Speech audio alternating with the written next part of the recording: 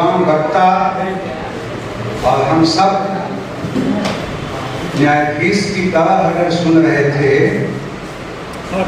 तो तीनों वक्ताओं में किसी ने किसी का न चुराया है न अनुसरण किया है।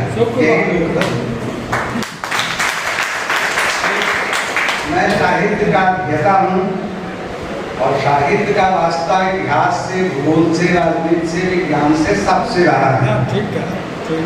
और अध्यक्ष के भाषण में कम बोलना भी है, तो उस ख्याल से मैं छोटी छोटी उसकी जो नतीजे और चुनौतियां हैं उस विषय पर साहित्य की शब्दावली में कुछ कहना चाहता हूँ। 1969 में हमारे यहाँ एक कवि हुआ है सुदामा पांडे धूमे, और वो कविता पटकथा शीर्षक से है और वो एक कथा में मैं पढ़ाता है। लंबी कविता है। उसका कवि आजादी के बाद आम जनता क्या महसूस करता है उसके साथ चलते हुए, बात करते हुए, खेतों में, खलिहानों में, चूल्हों चौकियों पर संवाद करता है और फिर बीच बीच में अपनी एक राय देता है। उस राय को मैं कोट करना चाहता हूँ। लोकतंत्र का एक सबूत यह है, दरअसल अपने यहाँ जनतंत्र एक ऐसा तमाशा है जिसकी जान मदारी की भाषा है। दरअसल अपने यहाँ का जनतंत्र तेली की वह कहानी है जिसमें आधा तेल और आधा पानी है। दरअसल अपने यहाँ का समाजवाद माल गोदाम में लटकी हुई उस बाल्टी की तरह है जिसमें बालू भरा है मगर उसके ऊपर आग लिखा है। यहाँ सबके सब तिजोरियों के द्विभाषिए हैं।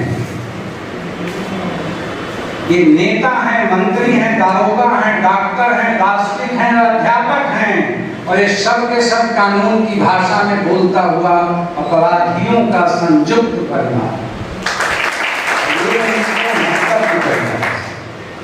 तब वो फोर्स, फेयर, फैक्ट्स, चारा और ये सब चीजें नहीं बाहर आई थी, तब भी समाज का वह इतना संवेदनशील प्राणी था कि यह लीकेज कहाँ है वो जान रहा था।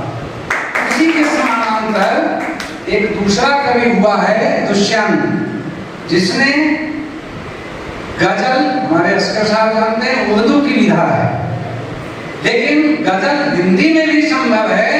इसको निरूपित स्थापित करने का काम दुष्यंत कुमार ने किया था।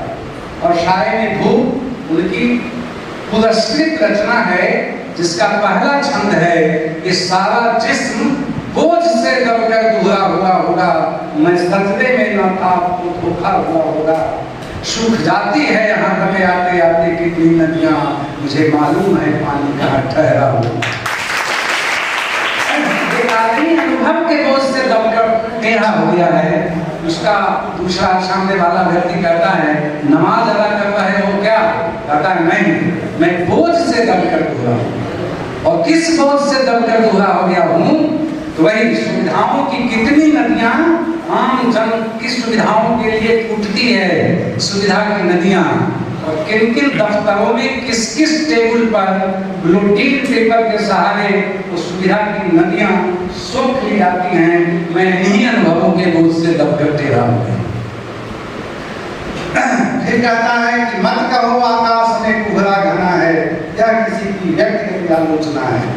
इस पर बहुत नहीं, जैसे आलोचना करिएगा तो ये आपातकाल है और श्रीमती गांधी, और फिर आप अंदर चले जाएंगे। हमारे भाई साहब लोग आंदोलन में जेल गए थे तो ये दर्द महसूस करते हैं। इसलिए मत कहो आकाश में, यहाँ अनाचार है, यहाँ दुराचार है, यहाँ भ्रष्टाचार है, कहिएगा जेल में चलिए।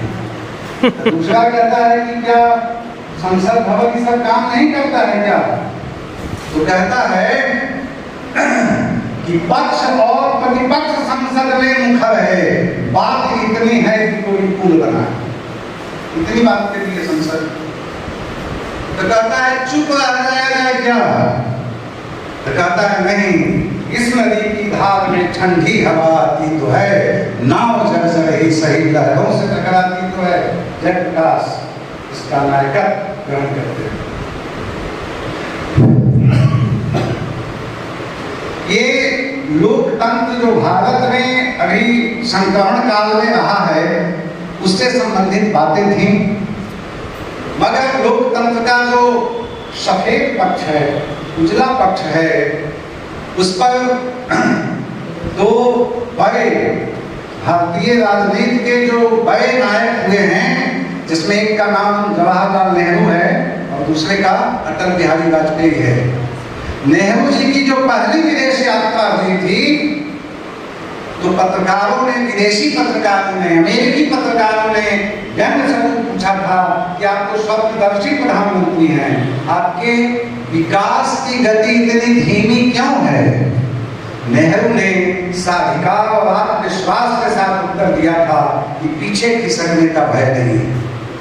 जब हम तेजी से विकसित होते हैं तो डाउनफॉल भी उतनी तेजी से होता है, ये नेहरू जी ने कहा था। और जब जनाकांक्षी 1977 की सरकार बनी, उसमें विदेश मंत्री अटल बिहारी वाजपेयी की जब पहली अमेरिकी यात्रा हुई, फिर अमेरिका ने व्यंग स्वरूप पूछा कि ये तो लोकप्रिय सरकार है, मजबूत सरकार है, और फिर भी आपस में इतना अंतर विरोध क्यों है?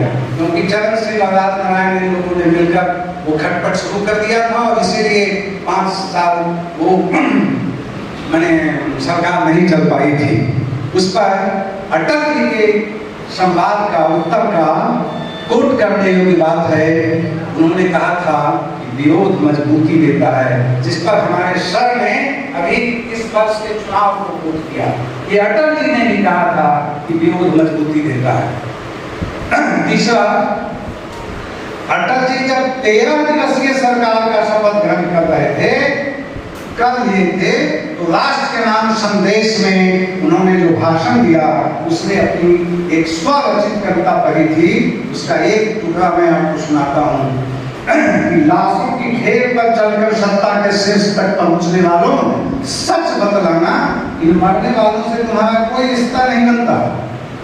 और जब 13 महीने वाली सरकार का गठन हुआ, उसने उस दिन राष्ट्र के नाम संदेश में उन्होंने इसी बात को गर्व में कहते हुए कहा कि आजादी के बाद से लेकर आज तक इस देश के शीर्ष के लोगों ने अपने कार्यों में पारदर्शिता नहीं दिखाई है। इसलिए मैं प्रधानमंत्री पद को भी लोकपाल के अधीन रखने का हिमायत की।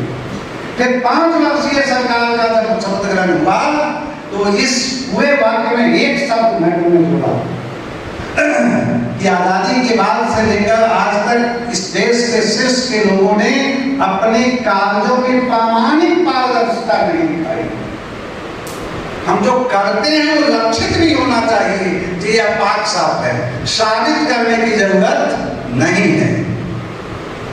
यह हमारी मजबूत होती जा रही लोकतंत्र की जो प्रक्रिया है और उसकी जो दुर्व्यवस्था है, उस पर ऐसा नहीं है कि शीर्ष के लोगों ने विचार नहीं किया है, लगातार किया है।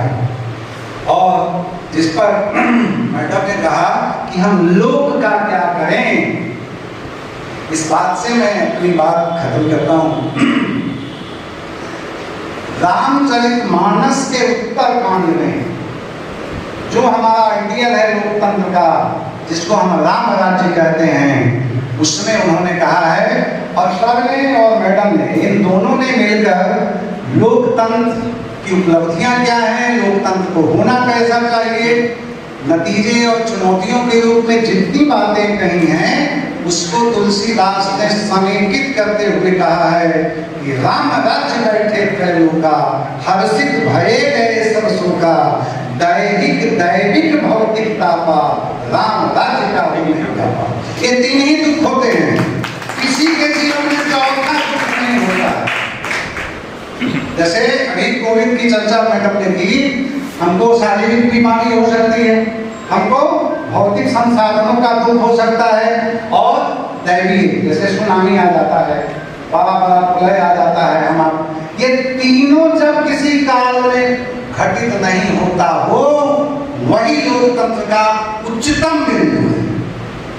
और प्रमाण यह है कि राम राजा है ना, होने वाले हैं, क्या होता है, राम का अपराध क्या है, मगर वह अवध इसलिए है, वह अयोध्या इसलिए है कि वहां वाक युद्ध भी बने। इसलिए एक बार राम अकारण जो सजा मिल रही है उसके लिए पूछते नहीं हैं कि मेरा दोस्त क्या है ये तो बता दीजिए।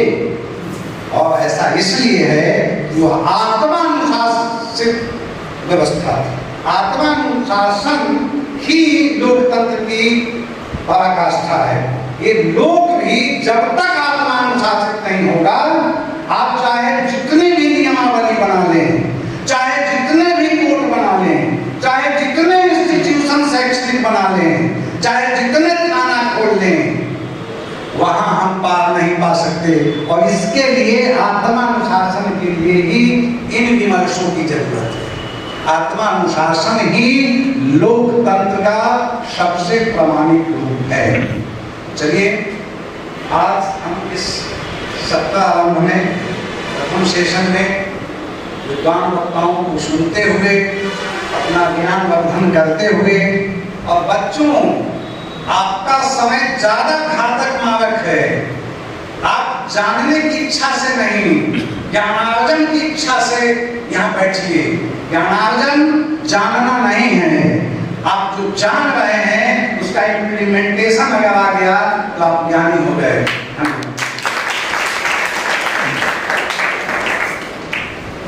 प्रसंगाधीन विषय पर साहित्यिक परिप्रेक्ष्य में माननीय प्राचार्य ने प्रकाश डाला है, जिसमें अकाट्य सत्यता है और जो यथार्थ परक है, प्रामाणिक है और समुचित मार्गदर्शन भी। बोधनावकाश का समय हो रहा है। उससे पहले हम संगोष्ठी के इस उद्घाटन सत्र का अंत करना चाहेंगे और धन्यवाद ज्ञापन के लिए महाविद्यालय में उर्दू विभाग के प्राध्यापक डॉक्टर मोहम्मद असगर को आमंत्रित करना चाहेंगे।